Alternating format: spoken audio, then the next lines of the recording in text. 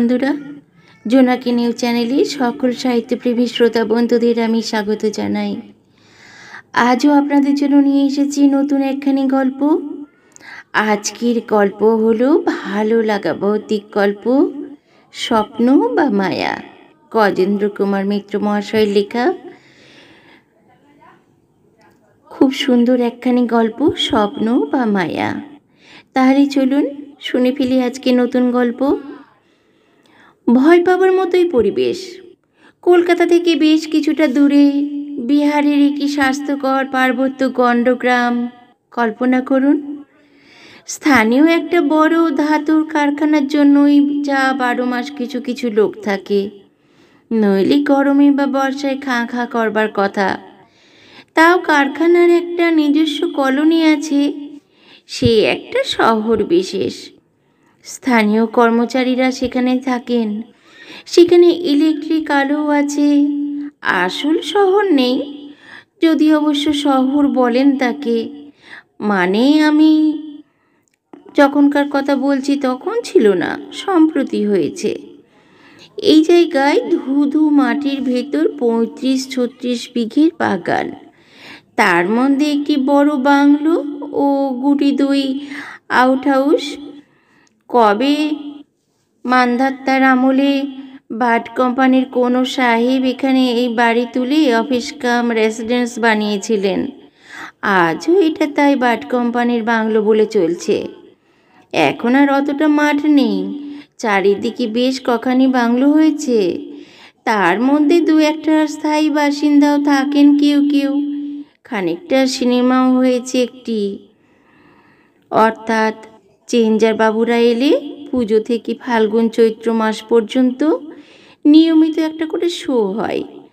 বাকি সময়টাই ওরা মধ্যে মধ্যে ফিলার দিয়ে থাকেন। 1-8 দিন লোক না হলে আবার বন্ধ রাখেন। সে সময়ে এসব কিছু ছিল না। বাংলোর চারিদিকে মাঠ, 2-1টা আগাছা, বহু দূরে দূরে 1-2টো বাংলো, তাতেও সবসময় ভাড়া থাকে না। ওদিকে একটা ছোট পাহাড়, সেখানে বেশ কটি প্রেমিক যুগল গলায় দড়ি দিয়েছে। আর এদিকে মানে পূব দিকে এগিয়ে এসে রেলের লাইনের এপাশে নতুন একটা বাংলো হয়েছে সবে, তাতে লোক থাকে না। আর একটা টিন বাংলোই এক ঘর উদ্বাস্তু পাঞ্জাবিরা এসেছেন। ওপারে একটি বাঙালির বাড়ি, লাল বাংলো নাম। সেইখানে আমাদের উষা বৌদিরা ভাড়া থাকতেন, একপাশের একটা অংশে। উষা বৌদিরা মানে বিধবা উষা বৌদি, তার অতি বৃদ্ধ শ্বশুর আর একটি চিররুগ্ন দেওর। বাকি বাড়িটা বাড়িওয়ালার অংশ খালিই থাকে প্রায় 12 মাস। এই লাল বাংলো ছাড়া এদিকে আর বাড়ি নেই। একটা ছোট্ট মুদির দোকান আছে, যা সকালে ঘন্টা 3-4 এবং বিকালে ঘন্টা 2 খোলা থাকে। আর আছে এক উড়িয়া ঠাকুরের পানের দোকান। সেই দোকানের মালিককে ঘিরেও বেশ একটা রহস্যের জাল বোনা আছে। অনেক প্রবাদ, সে নাকি নানা রকম গুন্তুক ও মন্ত্রতন্ত্র জানে। ঠাকুরটিকে এখানকার অধিবাসীরা বেশ ভয়ের চোখে দেখে। ঠাকুরের অধীনে নাকি গুটি কত ভূত প্রেত আছে। ইচ্ছে মতো তাদের দিয়ে সে মানুষের অনিষ্ট করতে পারে। ব্যাস এই পর্যন্ত। লাল বাংলোর সামনে দিয়ে রাস্তাটা চলে গেছে ওই কারখানা শহরে। সেপথ ধরে বহু দূরে গেলে তবে 2-1টা বাড়ি দেখা যায়। অবশ্যই লাল বাংলোর পিছনে নদীর ধার ঘেঁষে বেশ একটা ঘন বসতি আছে বাঙালির, আদিবাসীর এবং ভাগ্যান্বেষী কয়েক ঘর গোয়ালা ও মারোয়ারির। কিন্তু সে বেশ খানিকটা পিছনে, ডাকলে হঠাৎ কেউ বেরিয়ে আসার সম্ভাবনা নেই। হেন বাট কোম্পানির বাংলোর এক আউট হাউসে থাকতেন বিধুবাবুরা। বিধুবাবুর বয়স তখন 90 পেরিয়ে গেছে। তাঁর ছেলেরা সবাই কৃতী। সেই জন্যই কেউ কলকাতায়, কেউ জব্বলপুরে, কেউ সারেন্ডার। সেই সব জায়গায় বিধুবাবুর শরীর ভালো থাকে না বলে তাঁরা বাবাকে বাড়ি ভাড়া করে এখানে রেখেছেন। ছোট ছেলে ভবেশবাবুর পয়সা বেশি, তিনি এখানে একটা জমি কিনে বাড়ি শুরু করেছেন, বাবার যাতে থাকার সুবিধে হয়। এই নিচু আউট হাউসটা বিধুবাবু বা তার ছেলেদের কারোর পছন্দ নয়। নেহাতি পাশের মাটি বাড়ি হচ্ছে কন্ট্রাক্টরের হাতে, তাই তবু বিধুবাবু অল্প স্বল্প দেখাশোনা করতে পারবেন বলেই এখানে আছেন। এখানে তখন থাকেন বিধুবাবু, তাঁর বয়স 92 কি 93, তাঁর বড় ছেলের মেজ ছেলের কানাই বয়স বছর 27, তার সদ্য বিবাহিতা স্ত্রী বয়স 18-19, আর ভবেশবাবুর একটি মেয়ে রমলা, বয়স আরও কম, 14-15। আর থাকে একটি বাঙালি চাকর, সেও খুব প্রবীণ নয়, বয়স 25 থেকে 30-এর মধ্যেই। ঘটনাটা যেদিনের সেদিনই সকালে গাড়িতে কানাই কলকাতা গেছে। পরের দিন তার একটা ইন্টারভিউ, সে ইঞ্জিনিয়ারিং পাশ করে বসে আছে, বিলেত যাবার ইচ্ছে। এই ইন্টারভিউটা সেই সম্পর্কিত।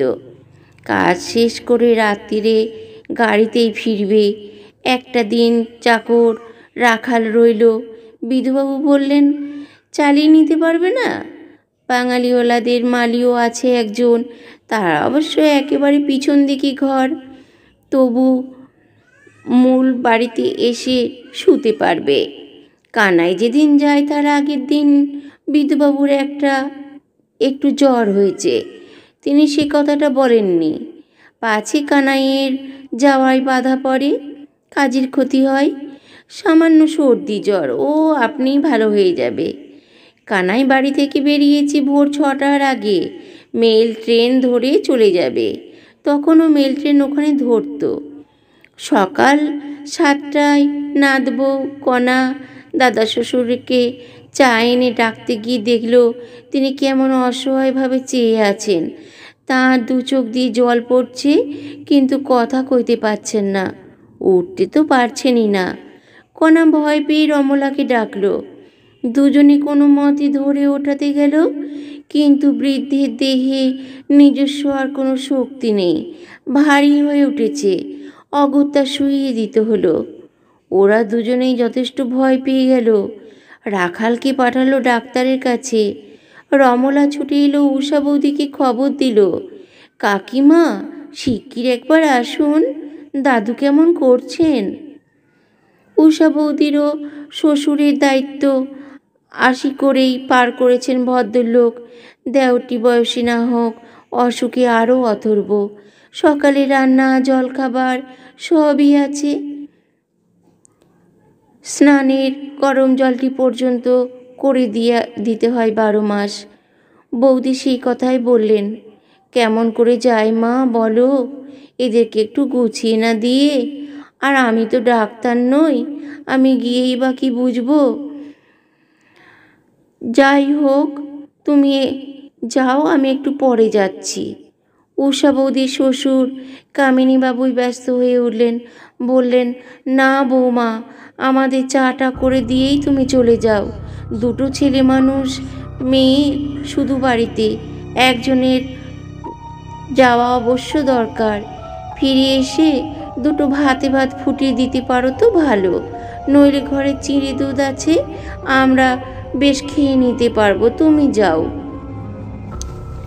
উষা বৌদিও সেটা বুঝলেন। মানুষের এমন বিপদে গিয়ে দাঁড়াতে না পারলে মানুষ কিসের। তিনি চা জল খাবারই তৈরি করেছিলেন। ওদের খাইয়ে নিজে 1 কাপ চা খেয়ে রওনা হয়ে গেলেন। তিনি যখন পৌঁছলেন তখনও ডাক্তার আসেননি। তিনি যা বুঝলেন, বৃদ্ধির অবস্থা খুবই খারাপ, হাত পা ঠান্ডা হয়ে গেছে, কপালে ঈষৎ চটচটে ঘাম, হাঁপড়ের মতো নিঃশ্বাস পড়ছে, দৃষ্টি স্তিমিত। উষা বৌদি আবারও রাখালকে পাঠালেন একবার ডাক্তারের কাছে, কিন্তু ডাক্তারও স্বাধীন নন। ভোর থেকে তাঁর দৌড়েও বহু লোক ধর্ণা দেয়। যে কটা খুব জরুরি কেস সেরে আসতে আসতেও 10টা বেজে গেল। এসে রোগীর দিকে চেয়ে তিনিও ঘাড় নাড়লেন, বললেন, মিছিমিছি আর ফোঁড়াফুঁড়ি করে লাভ নেই, এ শেষ অবস্থা। আর 94 বছর বয়স হলো, ওরা যতই বলুন কম, আমি ওকে সার্টিফিকেটে লিখে দিয়েছি আসল বয়স আমাকে বলেছেন। কতদিন আর ধরে রাখবেন বলুন? শেষ তো একদিন হবেই। আর একটু পরে সমস্ত গায়ে পাথর হয়ে আসবে, দেখবেন শুধু গলার কাছটা ধুকধুক করছে। সেই সময়ে একটু নামটাম শোনাবেন, বরং গঙ্গা জল থাকলে 2-1 ফোঁটা মুখে দেবেন। তা এখন এদের উপায় কেউ যে নেই। তাই তো। আচ্ছা, আমি এখন ডাকঘর থেকে ভবেশবাবুকে ট্রাঙ্ক কল করছি, কিন্তু এখন তো আর সকালে ট্রেন ধরার কোনো উপায় নেই। আসতে সেই রাতের গাড়ি, এখানে আসতে যার নাম 3টে। ডাক্তারবাবু তাঁর কর্তব্য সেরে চলে গেলেন। তাঁর আর কী বা করবার ছিল? তবু তো উপযাচক হয়ে ট্রাঙ্ক কল করার কথাটা বললেন।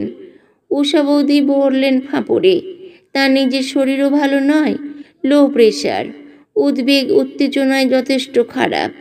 তার ওপর ছোটাছুটি করা তো একেবারেই উচিত নয়। কিন্তু কী বা করবেন? এই দুটো বলতে গেলে বাচ্চা মেয়েকে ফেলে যাবেনই বা কেমন করে?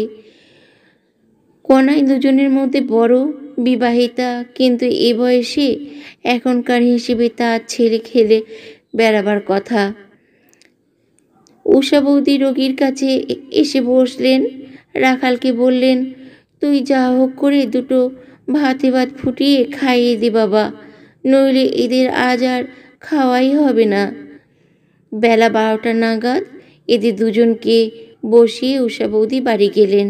তারও বাড়িতে বৃদ্ধ আর রোগী, সে কর্তব্য দায়িত্ব সবার আগে।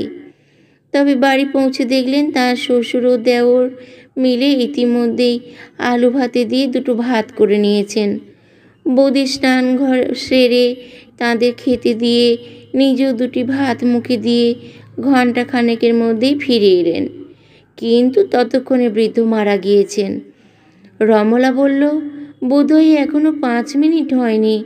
গলার কাছটাই ধুকবুক করছিল, এখন তো আর করছে না। তাতেই বুঝতে পারলুম শেষ হয়ে গেল। তবু রাখালকে ওরা পাঠিয়েছিল ডাক্তারের কাছে, তিনিও এসে পড়লেন। হেঁট হয়ে মিনিট খানেক দেখেই চাদরটা টেনে মুখে চাপা দিয়ে দিলেন। আর কিছু বললেন না, বলার দরকারও হলো না। এবার সবচেয়ে বড় প্রশ্নটা দেখা দিল সৎকারের। ডাক্তারবাবু বললেন, লোক আমি এখনই জোগাড় করে দিতে পারি। স্কুলে খবর দিলেই মাস্টারমশাইরা এসে যাবেন। ছেলেরা আছে, আমার পাড়াতেও ব্রাহ্মণ ছোকরা আছে, 2-3 জন সন্ধ্যের আগেই কাজ সেরে ফেলতে পারবে। উষা বৌদি বললেন, কিন্তু যা 3 ছেলে 7 নাতি বিদ্যমান, সে আপনার লোকের আগুন পাবে না? এ কখনো হয়? আপনি তো খবর দিয়েছেন, ওরা আসুক না। কিন্তু কি যে আপনারা বলেন সব, বাসি মরা না কি হবে না? রাত পোহালে হবে। ভবেশবাবু কি কানাইয়া যদি 3টের মধ্যে এসে যায় আর তখনই নিয়ে যাওয়া হয়, তাহলে আর সে প্রশ্ন উঠবে না। নইলে তারাই বা কি বলবে? বলবে আমরা কেউ এলুম না, আপনারা তাড়াতাড়ি কর্তার করতে গেলেন। কেন করলেন? আর সত্যি পুরুষ একজনও নেই, 2টো খুকি মেয়ে, তারা কি জানে কী বা করতে পারে। তবে সেই কথাই থাক, আমি হেডমাস্টার মশাইকে বলে রাখছি, উনি 2-1 মাস্টার মশাই কি ওপরের ক্লাসে 2-4টে ছেলেকে বলে রাখতে পারবেন। আয়োজন যা কিছু করে রাখতে পারবেন, 5-টাস কাটিয়ে ওরা বরং স্টেশনে অপেক্ষা করবে। ওই ট্রেনটার সময়ই ভবেশবাবু বা আর যারা আসেন তাদের নিয়ে চলে আসবে। তাহলে ভোর হবার আগেই বার করতে পারবেন। যথেষ্ট করলেন ডাক্তারবাবু। টেলিফোনের খরচা আর এদিকে যা দরকার হতে পারে সেই টাকাটাই নিলেন শুধু। এরা অনেক পীড়াপিড়ি করা সত্ত্বেও ফিয়ের টাকা নিতে রাজি হলেন না। বললেন, চিকিৎসাই করলুম না, কি ফি নেব কেন? এছাড়া তিনি আর বেশি কি করতে পারেন? এখন থেকে সেই রাত 3টে অবধি যে অস্বস্তিকর প্রতীক্ষা, তার সাক্ষী কই? লজ্জাতেই সে কথাটা বলতে পারেন না এরা। রাখাল আছে, মালি আছে, সেই যে ভরসা। উষা বৌদি বিকেল 4টে নাগাদ রাখালকে দিয়ে চা করিয়ে খাওয়াইলেন। খাবারও কিছু তৈরি করতে বললেন সব যতক্ষণ না যায় ততক্ষণ অসহ্য লাগে না, তোরা খেয়ে নে, কোনো দ্বিধা করিস নি। তারপর ওদের একটু খবর নিয়ে আসি বলে আর একবার বাড়ি এলেন। স্নান করে চা তৈরি করে খেয়ে এদের খাইয়ে রাত্রে চিঁড়ে দুধের ব্যবস্থা করে রেখে লাল বাংলোর বুড়ো মালিকে বাড়ির মধ্যে শুতে বলে আবার চলে এলেন। শ্বশুরমশাই ভাড়া লাগিয়ে পাঠালেন, আরও বৌমা তুমি যাও, আমরা ঠিক থাকবো, তার জন্য কিন্তু ভেবো না। ওদিকে কচি মেয়ে দুটো বোধ হয় এতক্ষণ ভয়ে কাঠ হয়ে গেল। বৌদিও ছুটতে ছুটতেই প্রায় এসে পৌঁছলেন, কিন্তু কাউকে ঢোকার আগেই কেমন যেন নিজের মনের মধ্যে একটা ধাক্কা খেলেন। জনবিরল মাঠে সেই প্রায় সন্ধ্যার কোনো মানুষের দেখা পাবেন ওলার মালি বা চাকর ছাড়া আশা করেননি। দূর থেকেই দেখলেন ফটকের পাশের ঝোপ মতো গাছগুলোর ছাওয়ায় কি যেন দাঁড়িয়ে কেমন সন্দেহজনকভাবে উঁকি মারছে।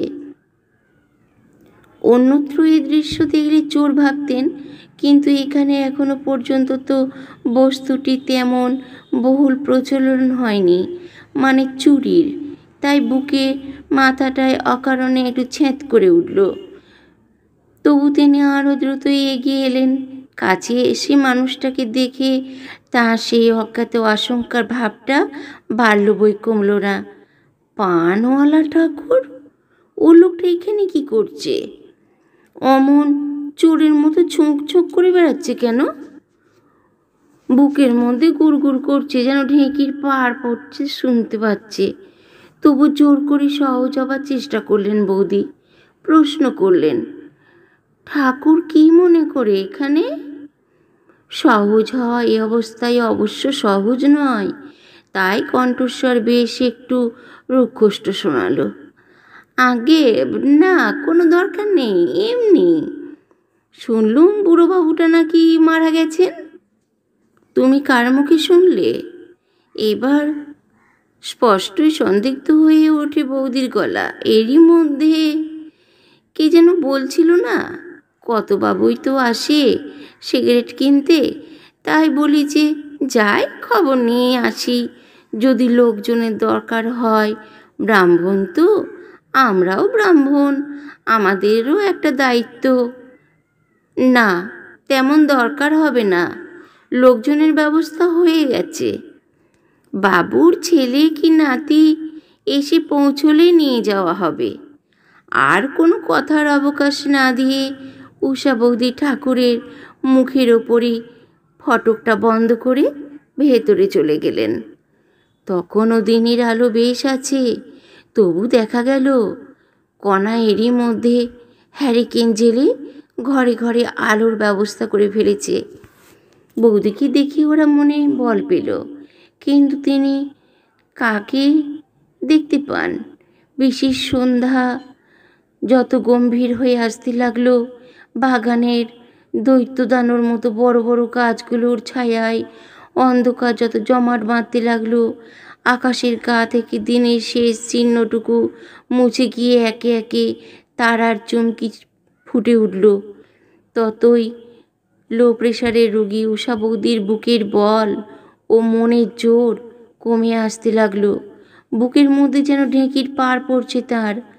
ফলে মৃতের বাড়ি কিছু খাবেন না মনে মনে এমনি একটা অস্পষ্ট সংকল্প থাকা সত্ত্বেও রাত 8টা নাগাদ রাখালকে দিয়ে 1 কাপ চা করিয়ে খেলেন। অবশ্যই এদের বিস্তর অনুরোধ সত্ত্বেও আর কিছু খেতে রাজি হলেন না। ওরাও সন্ধ্যার আগেই চা একটু খেয়ে নিয়েছিল, চায়ের সঙ্গে আর কিছু খেলো না। এবার শোবার পালা।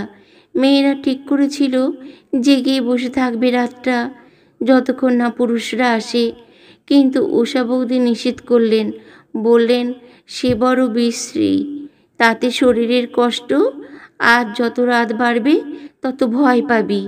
এই জঙ্গল চারিদিকে, এমনিতেই তো ভয় করে, তার চেয়ে যা হোক একটু কিছু পাত এখানে, একসঙ্গে সকলে শুয়ে পড়ি, রাখলে বরং পাশের ঘরের সুখ। আর মারিটা যদি বারান্দায় শোয় একটু বলে দেখ। কণা ভয়ে ভয়ে বলল, কাকিমা, আমরা যদি সবাই পাশের ঘরেই শুই, এটা বন্ধ করে রেখে? না রে, তা উচিত হবে না, এমনিতেই বলে নিয়ম একজন মরা ছুঁয়ে বসে থাকা, তা তো হলোই না। একেবারে ঘর খালি রাখা ঠিক হবে না, এ ঘরে কারো থাকা দরকার। সেই মতোই ব্যবস্থা হলো। তবে সে এদের মালিক ঝেড়ে জবাব দিল, আমি ওখানে গিয়ে শুতে পারবো না, আমি আমার খাটেই থাকবো, কোনো দরকার পড়লে ডাকবেন। বাবুরা এত বড় বাড়িটার ভার আমার হাতে ছেড়ে দিয়েছেন, আমি কি করে ওখানে যাই বলুন? আর রাখালের যে অজুহাত নেই, সে পাংশু মুখে ঘাড় নাড়ল। বিছানায় একটা পাশের ঘরে কিছু পড়ে যাওয়ার শব্দ পেল। এরা শুয়ে পড়তে নিঃশব্দে উঠে গিয়ে মালির ঘরে তাহার সঙ্গে শুয়েছিল। এরা মাঝের দরজাটা অর্থাৎ রাখালের দিকেরটা খুলে রেখে বাইরেটা বন্ধ করে শুয়ে পড়লেন। নানা রকম মুখরোচক প্রসঙ্গ আলোচনা হলেও না জেগে থাকা যায়, কিন্তু মৃতদেহ সামনে রেখে হালকা কোনো প্রসঙ্গ তোলা ভালো দেখায় না। দু একটা প্রাসঙ্গিক কথা মাত্র উঠল, তাও আস্তে আস্তে চাপা গলায়। তেমন কথা কিন্তু অফুরন্ত নয়। ক্রমে সকলেই চুপ করে গেল। এক সময় মেয়ে দুটো ঘুমিয়েই পড়ল, শেষে বৌদিও। ভবেশবাবুকে নেবার জন্য এবং মৃত্যুর খবরটা দেবার জন্যে ডাক্তারবাবু যখন ফোন করেছেন তখন অবস্থা খারাপ, তখনও মারা যাননি, সেই খবরই দেয়া হয়েছিল। স্থানীয় স্কুলে 2-4 জন শিক্ষক এবং গুটি চারেক উপরের দিকে ছাত্র স্টেশনে অপেক্ষা করছিল। ইতিমধ্যে তারা বাঁশের চালির দড়ি প্রভৃতি গুছিয়ে রেখেছে। ভবেশবাবু প্রথমটা খুবই আঘাত পেলেন, কিন্তু তখন আর দুঃখ করারও সময় নেই। বাঙালিদের মতে মরা যদি বাসি হয় খুব খারাপ, বাড়ির অকল্যাণ হয়, তাই মনের দুঃখ মনে রেখেই দ্রুত চলে আসতে হলো। কিন্তু বাংলোর গেট খুলে ভিতরে ঢুকে মোরাম আর কোয়াশের টুকরো ফেলা পথে খানিকটা এগিয়ে যেতে নজরে পড়ল একটা কি সাদা মতো খালের ওপর পড়ে আছে। দ্রুত কাছে গিয়ে টর্চের আলোয় দেখলেন উষা বৌদি অজ্ঞান হয়ে পড়ে আছেন। তখন সর্বাগ্রে মুখে মাথায় জল দিয়ে বাতাস করে তার জ্ঞান ফেরানো হলো। আর তখনই আবিষ্কার হলো রাখাল এসে মালির খাটিয়ায় মালির পাশে শুয়ে ঘুমোচ্ছে। ওখানে দুটি অল্প বয়সী মেয়ে ঘুমে অচেতন, ঘরের দরজা খোলা। কি হয়েছিল উষা বৌদির? অনাবশ্যক বোধেই সেদিন কেউ আর জিজ্ঞাসা করেননি। ভয় পেয়েছিলেন তো বোঝাই যাচ্ছে, তাছাড়া তখনকার কাজটাই প্রধান।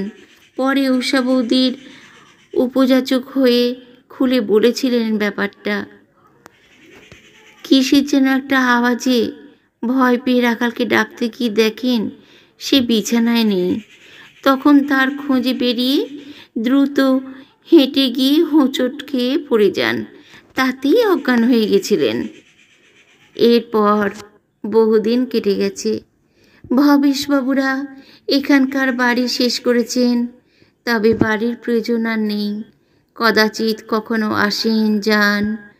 উষা বৌদিরাও বাড়ি বদল করেছেন। অনেক পরিবর্তন এসেছে এই গণ্ডগ্রামে। এখন এটা ক্রমশ শহরের রূপ নিচ্ছে, কিন্তু উষা বৌদির দুর্নামটা যায়নি। যে বাগে পায় সেই ওকে ঠাট্টা করে এই নিয়ে কোনো রকমের সাহসের প্রশ্ন উঠলেই সকলেই বলে, যান যান, আপনি আর বলবেন না। আপনার কত সাহস তা বোঝা গেছে বিধুবাবুর মরবার দিন। বৌদি চুপ করেই সহ্য করেন, সে আক্রমণের প্রতিবাদ করেন না। একদিন আমার সামনে কে একজন সেই পুরনো ঠাট্টাটা আর একবার ব্যবহার করলেন। তিনি উঠে যাবার পর আমি বললুম, না বাপু, সত্যি ওই বাট কোম্পানির বাংলোখানে যা একটা জঙ্গল বিশেষ, অতখানি বাগান, বড় বড় গাছপালা, ওখানে এমনি রাত্রিবেলা গা ছমছম করে বাইরে বেরোলে। তো শুধু পাশে দু একটা বাড়ি হয়েছে, তখন তাও তো ছিল না শুনেছি। আপনাকে ওরা ঠাট্টা করে? আমি তো বলি, আপনার দুর্জয় সাহস। আপনি ওই দুটো বাচ্চা মেয়ে নিয়ে একা থাকতে রাজি হয়েছিলেন। আমি তো পুরুষ মানুষ, আমার অন্তত সাহসে কুলোতো না ওইভাবে একা থাকতে। এই প্রথম বোধহয় একটু সহানুভূতির বিবেচনায় পরিচয় পেয়ে মুখ খুলেন উষা বৌদি। একটু চুপ করে থেকে বললেন, দেখো, তোমাকে আজ একটা কথা বলছি, এতকাল কাউকে বলিনি। ব্যাপারটা অত সহজ কিছু হয়নি। উৎসুক মুখে চেয়ে রইলুম ও মুখের দিকে। বৃথা জেনেই কোনো প্রশ্ন করলুম না। বুঝলুম মনিও এতকাল কথাটা বলবার জন্যই ছটফট করছেন। বৌদি আস্তে আস্তে বললেন, সেদিনের কথা তো শুনেছ সব। মেয়ে দুটো ছেলে মানুষ, ওরা যতটা ভয় পায়, ওদের স্বাস্থ্য ভালো, ওরা সহজেই ঘুমিয়ে পড়ল। কিন্তু আমার চোখে ঘুম এলো না। দুর্বল শরীর, পেটে কিছু পড়েনি, তখনও ঘুম আসতে চায় না। জেগে চোখ বুজে শুয়ে আছি, বাইরে কত কি শব্দ হচ্ছে শুনছি, আর চমকে চমকে উঠছি। সত্যি বলছি ভাই ঠাকুরপো, রাত্রে বাগানে যে এত রকমের আওয়াজ হয় তা কখনো জানতুম না। পাখির আওয়াজ তো আছেই, বোধহয় বুনো শিয়াল কি কুকুর বেড়ালেরও যাওয়া আসা আছে। শুকনো পাতার উপর দিয়ে যারা চলে গেলে সরসার আওয়াজ হয়, তাদের কথা বলবো না এই সন্ধেবেলা। তবে এসব শব্দগুলো তো জানি না এমন কত কি শব্দ যে শুনলুম সেদিন। তার মধ্যে একটা বুঝতে পেরেছিলুম, বেদবনের কটকট শব্দ, ওটা নাকি আপনিই ওঠে মধ্যে মধ্যে। যাই হোক, এইসব নানান শব্দ কানে যাচ্ছে, আজ যেন হাত পা ঠান্ডা করে আসছে। আমি সন্ন্যাসী নই, কোনোদিন বড়াইও করিনি, নেহাত কারে পড়ে সেদিন থাকতে হয়েছিল। একবার তখন মনে হচ্ছে ছোট দুটোকে ডেকে তুলি।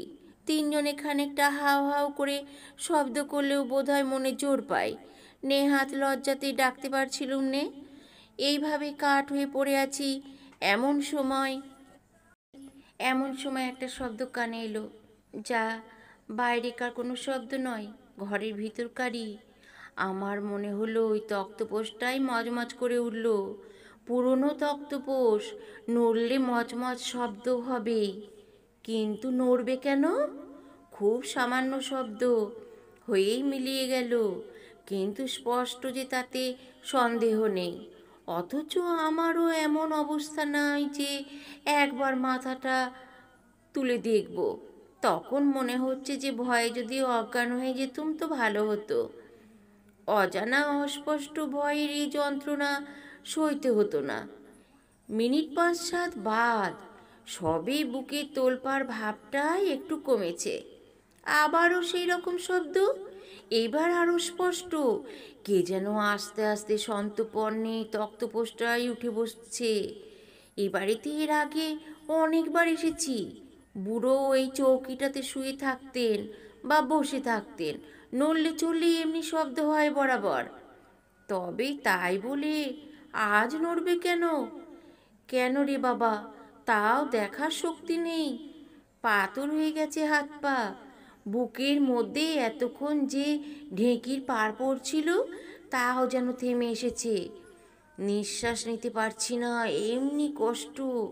কিন্তু না, আর না। ভাবলুম আমি এই কষ্ট আর সহ্য হয় না। নিজেকে যেন একটা ঝাঁকানি দিয়ে উঠে বসলুম একটানে। ঘরে হেরিকেনটা জ্বলছিল বেশ পুরোপুরি, মোটামুটি আলো আছে।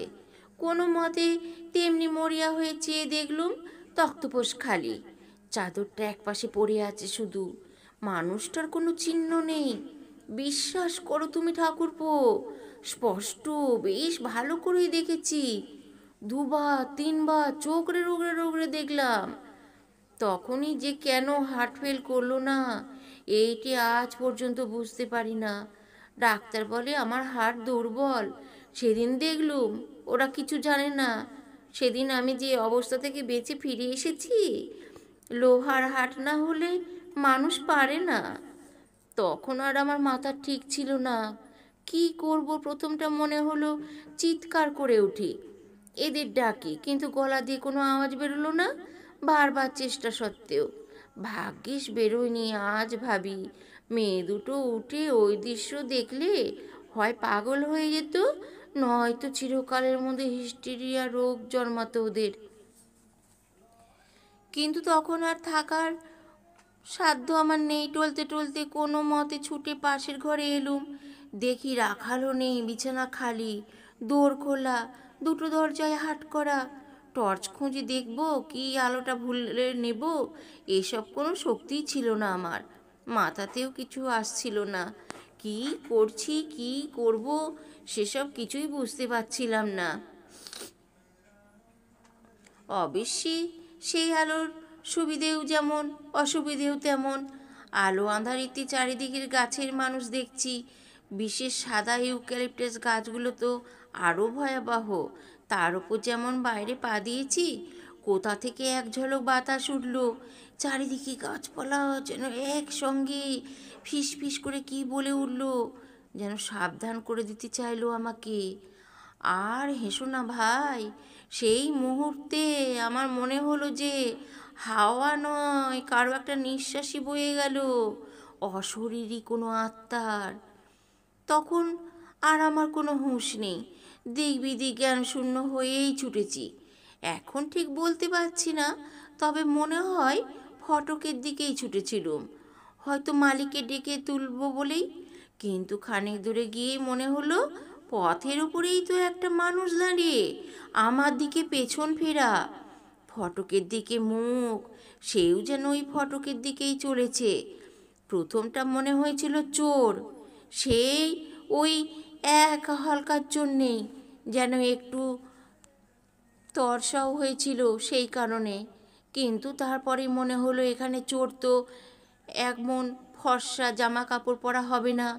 আর সঙ্গে সঙ্গেই মনে হলো এই ধুতি, এই গেঞ্জি, এই চলার ধরনটাও যেন আমার বিশেষ পরিচিত, ওই বৃদ্ধের মতোই। আর আমি থাকতে পারলুম না। লোকে বলে মরিয়ার সাহস, আমারও বোধহয় সেই রকম একটা কিছু হয়ে থাকবে। খুব চেঁচাবার চেষ্টা করলুম, তেমন গলার আওয়াজ বেরোলো না, তবু একটা শব্দ হলো, বলে উঠলুম দাঁড়ান। সঙ্গে সঙ্গে এতক্ষণ পরে মনে পড়ে গেল ইষ্টমন্ত্রের কথা। গুরুদেব বলেছিলেন বিপদের সংকটে রোগে ভয়ে সকল অবস্থাতে স্মরণ করো, সব ভয় সব বিপদ কেটে যাবে। সে কথাটাও মনে পড়ল। মনে মনে একবার সে মন্ত্র উচ্চারণ করে নিয়ে আবারও বললুম দাঁড়ান, আপনি যদি বেঁচে থাকেন তো আমার সঙ্গে কথা বলুন, এমন করে সকলকে মিথ্যে ভয় দেখাবেন না। আর যদি দৈহিক নিয়মে মৃতই হন, দয়া করে আপনার বিছানায় গিয়ে শুয়ে পড়ুন। মনে হয় ঠিক এতগুলো কথা গুছিয়ে সত্যি বলতে পেরেছিলুম কিনা সন্দেহ, তবে তখন ঠিক মনে হয়েছিল যে বললুম, অন্তত আমার কথা তার কানে পৌঁছেছিল। তিনি আগেই থেমে দাঁড়িয়ে পড়েছিলেন, এবার আস্তে আস্তে ফিরলেন আমার দিকে। দেখার কোনো অসুবিধে হলো না। ঠিক সেখানটায় কি এক বিচিত্র কারণে খানিকটা আলো এসে পড়েছিল গাছের ফাঁক দিয়ে। সত্যি বলছি ঠাকুরপো, তুমি বিশ্বাস করো, এমন ভয়ঙ্কর মূর্তি আর কখনো দেখিনি, কল্পনাও করতে পারিনি। বিধুবাবু ঠিকই, কিন্তু সেই সৌম্য শান্ত বৃদ্ধ ভদ্রলোকটি কোথায়? বিধুবাবুর সামনের কটা দাঁত তখনও ছিল, দাঁতগুলো একটু বড় বড়। এখন দেখলাম ওপর নিচের ঠোঁটগুলো কেমন যেন গুটিয়ে ছোট হয়ে গিয়ে দাঁতগুলো বীভৎসভাবে বেরিয়ে পড়েছে। ছেলেবেলায় এক ডাক্তারের কঙ্কাল দেখেছিল, সেই সেই রকম দাঁত ধরে ধার করা মনে হলো। আর সেই সঙ্গে দুটো বিস্ফোরিত স্থির যে কঠোরগত চোখের সঙ্গে আমার পরিচয় ছিল, সেই চোখে চোখ নয়, এ কেমন যেন মানুষের দৃষ্টিও নয়। ঠিক সেই মুহূর্তে মনে হলো যেন ফটকের বাইরে কে হেসে উঠল একটু, কৌতুকের কি ব্যঙ্গের তাহা জানি না, শুধু এইটুকু মনে আছে, হাসিটা যেন কেমন কেমন, কতকটা অপ্রাকৃত গোছের। আমার বাসার সামনে যে পানের দোকানটা ছিল, তার মালিককে যেন ওই রকমভাবে হেসে উঠতে শুনেছি, তার আগেও তারপরেও কয়েকবার। যতবারই শুনেছি বুকের মাথাটা যেন আঁতকে ছ্যাঁত ছ্যাঁত করে উঠছে। আর আমি সামলাতে পারলাম না নিজেকে, ইষ্টমন্ত্র জপ করতে করতে গেলুম বেশ চেঁচিয়ে, কিন্তু কোনো শব্দই আর গলা দিয়ে বেরোলো না। সব একাকার ঝাপসা হয়ে গেল চোখের সামনে। তারপর আর কিচ্ছু মনে নেই। একেবারে যখন জ্ঞান হলো, দেখলুম ভবেশ ঠাকুরপো, সত্যবাবু, শক্তি সবাই মুখের ওপর ঝুঁকে রয়েছেন উদ্বিগ্ন হয়ে। এই পর্যন্ত বলে চুপ করলেন উষা বৌদি। দেখল তার মুখে তখনও এতদিন পরেও একটা গভীর আতঙ্কের ছায়া। আমি বললুম, আসলে ভয়ই পেয়েছিলেন খুব, ঘুম হয়নি তো? এটা ওটা নানা শব্দে নানা রকম ভয়াবহ ব্যাপারে কল্পনা করেছেন, তাই থেকেই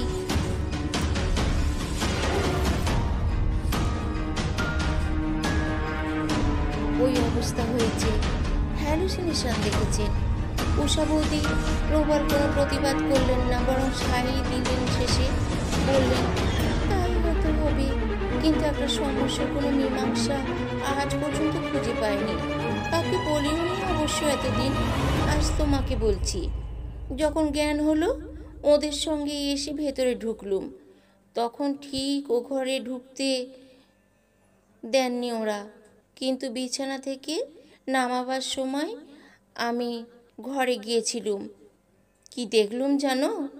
দেখলুম বৃদ্ধ এমনিই পড়ে আছেন, গায়ের ওপরে সে চাদরটা নেই। আমি যাওয়ার আগে যেমন দেখে গেছি সেইভাবেই একপাশে পড়া, ঠিক যেমন কেউ গা থেকে সরিয়ে উঠে গেলে হয় তেমনি। আর ডাক্তারবাবু যখন চাদর টেনে ঢেকে রেখে যান, চোখটা একটুখানি আধ খোলা ছিল, মুখও প্রায় বোঝা। এখন দেখলুম সেই যেমন ফটকের কাছে আবছালোতে দেখেছিলুম, ঠেলে বেরিয়ে আসা দৃষ্টি, আর ঠোঁটগুলো কেমন যেন গুটিয়ে গিয়ে বড় বড় দাঁত খিঁচনোর ভঙ্গিতে বেরিয়ে আছে কঙ্কালের মতো। ভুল দেখিনি, কারণ পরে ওটা নিয়ে সেদিন যে সময় ঘরে যারা ছিল তারা আলোচনা করেছে। সেদিনও সত্য মাস্টারমশাই বলেছিলেন, এইরকম ঠোঁট গুটিয়ে যাওয়া নাকি তিনি আর কখনো দেখেননি। কনারা ছেলে মানুষ, আর তখন কারোরই মাথা ঠিক নেই। অতগুলো লোক হঠাৎ এসে পড়েছে, কাঁচা ঘুম ভেঙে আমার খবর শুনেছে। এতক্ষণ ওরা খোলা ঘরে একা শুয়েছিল, সে ভয় তো আছে। তখন ঘটনাটা অতীতে পরিণত হয়েছে ঠিকই, অনিষ্ট কারো কিছু হয়নি এও ঠিক, তবু এত লোকের মধ্যেও যে ভয় পেয়ে বলবে এও স্বাভাবিক। কেউই তার লক্ষ্য করেনি চাদরের ব্যাপারটা, নইলে ওরাও সাংঘাতিক ভয় পেত। আমি আর মনে করিয়ে দিইনি, দিলে এরপরে আর ও বাড়িতে রাত্রে কেউ থাকতে চাইতো না। এখন আর কি জবাব দেবে দাও এই দুটো ব্যাপারের? জবাব আমি কিছু দিতে পারিনি, সেদিনও না, তারপরেও না। বন্ধুরা, গল্পটি এখানেই সমাপ্ত হলো। আজ শুনলেন গল্প স্বপ্ন বা মায়া।